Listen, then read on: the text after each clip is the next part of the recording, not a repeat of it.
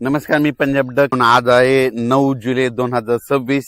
आजपासून शेतकऱ्याला एक अंदाज देणार आहे, कारण की महाराष्ट्रामध्ये आतापर्यंत पावसानं खूप धुमाकूळ घालय. काही ठिकाणी अति मुसळधार पाऊस पडला, पूर परिस्थिती निर्माण झाली. तेव्हा आता राज्यातली परिस्थिती काय राहणार आहे?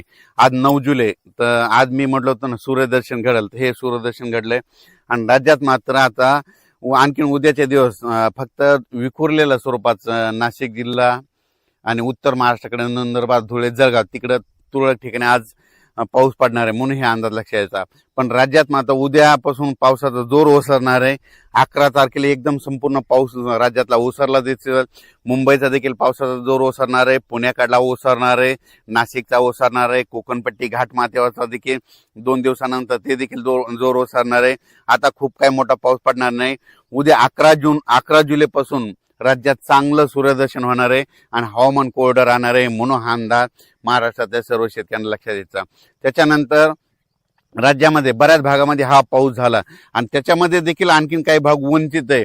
तर त्या शेतकऱ्याला सांगू इच्छितो की राज्यामध्ये आता पाऊस कधी येणार आहे, तर काय होणार आहे, 15 जुलैच्या नंतर 15, 16, 17 जुलैच्या नंतर राज्यात पुन्हा थोडाच विखुरलेल्या स्वरूपाचा सगळीकडे पडणार नाही. फक्त ते पाऊस काय होणार आहे, जे वंचित जिल्हे आहेत, एक नांदेड जिल्हा झालं, काही भाग लातूर जिल्हा, धाराशिव जिल्हा, सोलापूर जिल्हा आणि बीड जिल्ह्याचा, त्या भागामध्ये काय होणार आहे,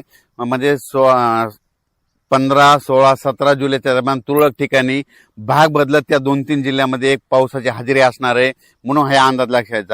महाराष्ट्रात देखील विखुरलेल्या स्वरूपाचा 15, 16, 17ला थोडाफार पाऊस येणार आहे. सगळीकडे पडणार नाही, फक्त स्थानिक वातावरण तयार होऊन ते पाऊस पडेल म्हणून हे अंदाज शेतकऱ्यांना लक्षात यायचा. त्याच्यानंतर राज्यात आणखीन परत चांगला असा जसा आता मागे अतिवृष्टी धगपुटी झाली तसा पाऊस आला आणखीन आता जुलैचा शेवटच्या आठवड्यापर्यंत आता वाट बघावी लागणार आहे म्हणून हे अंदाज लक्षात यायचा. आता ज्यांच्याकडे सोयाबीन असेल तर त्यांनी काय करायचं, आता जमिनीमध्ये ओल भरपूर आहे, 10-12 दिवस झाले असेल तर तुम्ही तुमचं तणनाशक फवारू शकता, कीटकनाशकाच्या फवारणी करू शकता, डवरणी वखरणी करू शकता म्हणून शेतीचे कामे करून घ्यावी. पण राज्यात मात्र आता मुंबईकरांना आता या पावसापासून सुटका भेटणार आहे. तिकडे देखील उद्यापासून एकदम हवामान कोरडं होणार आहे म्हणून मुंबईकरांसाठी आनंदाची बातमी, नाशिक जिल्ह्यासाठी आनंदाची बातमी, पुणे जिल्हा, घाटमाथा, कोल्हापूर जिल्हा तिकडे देखील आता परत पूर काय वाढणार नाही म्हणून त्यांच्यासाठी देखील आनंदाची बातमी. हे जे लो प्रेशर होतं, हे लो प्रेशर गुजरातकडे जाणार आहे. गुजरातमधून काय होणार आहे, इंदोर मध्य प्रदेशकडे जाणार आहे. मध्य प्रदेशकडून काय होणार आहे, उत्तर प्रदेशकडे जाणार आहे.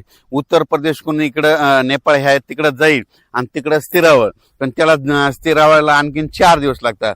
मग जवळपास 12 तारखेला जोपर्यंत शांत होत नाही तोपर्यंत आपल्या इकडे महाराष्ट्रामध्ये जवळपास 12 तारखेपर्यंत आता उद्यापासून आजपासून चांगलं वारं सुरुवात होईल आणि ते शांत होऊस तर परत पुन्हा काही आता एखादी प्रणाली तयार होत नाही म्हणून हे अंदाज लक्षात यायचा.